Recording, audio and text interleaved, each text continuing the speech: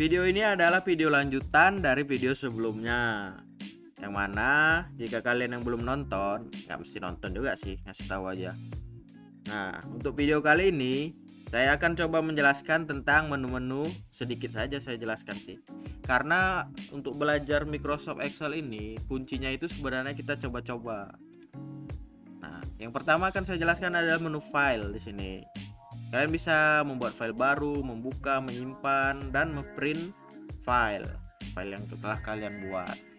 Di menu home yang sebelahnya, ini mungkin sudah tahu ya, cut, copy, paste. Nah, yang harus kalian ketahui, salah satu yang sangat berguna menurut saya adalah format painter ini.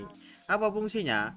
Format painter akan mengcopy style dari satu sel ke sel lain. Misalnya ini kan tulisannya bold dan italic ya. Kalau kita tekan format painter, kita bisa mengcopy bagaimana bentukan tulisannya yang ada di sel tersebut. Saya undo ya. Nah, untuk sebelahnya kalian juga bisa mengganti tulisan, ukuran tulisan, bold, italic, underline, membuat tabel di sini ya, border, mengganti warna sel ini, mengganti warna tulisan, mengganti alignment paragrafnya di tengah, di kiri, di kanan, merge and center yang sudah saya bahas kemarin. Nah, untuk yang ini sangat penting. Ini adalah jenis dari datanya. Saya bilang jenis data. Ini kan kita tulis harga kan, 4.000, 7.000, 6.000, 3.000 dan sebagainya. Memang kita tulis ini sebagai uang rupiah, pecahan rupiah. Tapi Microsoft Excel tidak menganggapnya sebagai pecahan rupiah, hanya tulisan 4.000 biasa. Untuk merubahnya, kalian bisa menekan yang ini, ada shortcutnya, tekan saja. Atau kalian bisa menekan ya menjadi currency atau accounting, terserah. Bedanya beda sedikit saja, sama saja tapi sebenarnya. Nah, selanjutnya menu page layout. Di sini kalian bisa mengatur margin, orientation, size, break dan sebagainya. Nah, selanjutnya yang ingin saya tunjukkan adalah menu yang ini. Ini disebut conditional formatting. Apa fungsinya? Misalnya kita bisa memberi warna, misalnya yang ini, warnaan ya. Jika kita membuat conditional formatting, maka semua data yang ada di dalam range yang kita pilih akan diwarnai dengan catatan warnanya itu berbeda dari yang paling besar ke paling kecil. Misalnya ini kan, warnanya juga bisa kita ubah-ubah tergantung selera sendiri. Selanjutnya kita akan coba menggunakan rumus ya. Rumus, satu hal yang sangat penting dalam Microsoft Excel. Untuk menggunakan rumus pada Microsoft Excel, yang harus kalian lakukan pertama adalah menekan tombol sama dengan, lalu mengetikkan rumusnya. Misalnya kita akan menggunakan rumus penjumlahan, rumusnya itu sum. Kemudian tekan dalam kurung, masukkanlah nama sel awal ke sel akhir. Ini kan sel D3. Masukkan saja, tulis saja D3, D2 ke sel ujungnya. Nih D7. Saya enter, maka dia akan menunjukkan hasilnya. Atau kalian bisa mendrag sama dengan sum, drag saja selnya dari yang paling awal hingga ujung, lalu tekan enter, sama saja begitu. Atau ada cara lagi yang lebih mudah, kalian bisa cukup dengan menekan auto sum yang ada di sini, auto sum, maka dia akan otomatis menseleksi semua sel yang ada di atasnya yang memiliki nilai ya. Langsung saja tekan enter, itu dia.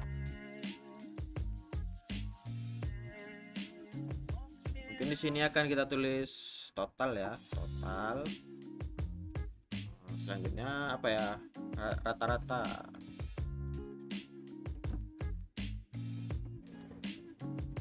rata-rata. Kalau penjumlahan tadi sum, untuk membuat rata-rata rumusnya itu average, masukkan dari awal ke akhir. Nah, maksimal, minimal. Rumus maksimal itu max sama dengan max. Nah, langsung saja pilih semua.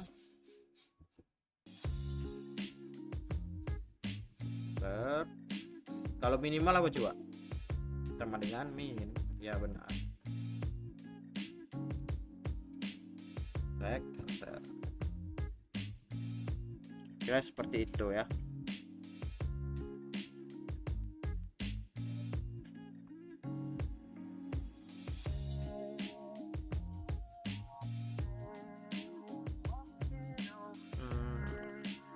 Selanjutnya saya ingin menunjukkan satu fungsi yang cukup penting, bisa saya bilang, yaitu fungsi ini, sort and filter.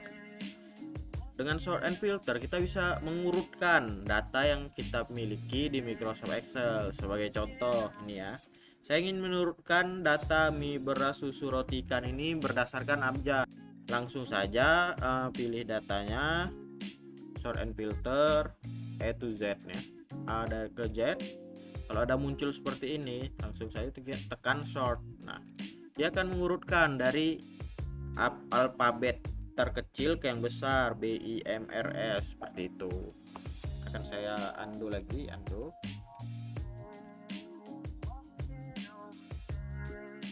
Nah, apakah kalian masih ingat dengan tanda tambah hitam ini? Apa namanya? Namanya itu autofill ya. Jadi saya hanya ingin mengingatkan kembali tentang fungsi autofill ini. Kalau kita pilih satu ini kan saya tekan di sel 7000 ini aja ya. Jika kita drag autofill, dia akan mengcopy semuanya 7000. Tapi kalau kita pilih 2 atau lebih, dia akan mengcopy patternnya atau polanya. Misalnya ini 5000, 7000. Kan bertambah 2000. Jadi kalau kita autofill, dia akan otomatis tambah 2000 semua, seperti itu. Kita juga bisa menggunakan autofill untuk hal lain seperti nama bulan contohnya. Terkhusus untuk bulan, kalian tidak perlu membuatnya banyak gitu ya. Dia akan otomatis tahu kalau itu adalah bulan yang ingin kita autofill. Juga tanggal bisa, waktu dan sebagainya. Hal terakhir yang ingin saya tunjukkan di video ini ada di menu view. Pertama kalian tekan fake break preview, lalu tekan normal kembali. Nah, apa fungsinya? Jika kalian melakukan hal itu, maka di sini akan muncul ya satu garis putus-putus. Itulah garis yang menunjukkan batasan dari halaman kalian yang bisa kalian print. Jadi jika kalian melakukan hal tersebut, kalian tidak akan kekurangan atau kelebihan lah saat ngeprint tabel atau data dari Excel. Itu hanya satu tips saja dari saya. Mungkin untuk video kali ini sampai di situ saja. Seperti yang saya bilang tadi, kunci untuk belajar Microsoft Excel ini adalah mencoba-coba saja sebenarnya. Tapi dari apa yang saya sampaikan ini sebenarnya sudah cukup untuk membuat tabel-tabel sederhana, data-data sederhana. Baiklah, sampai ketemu di video selanjutnya. Jangan lupa cuci muka.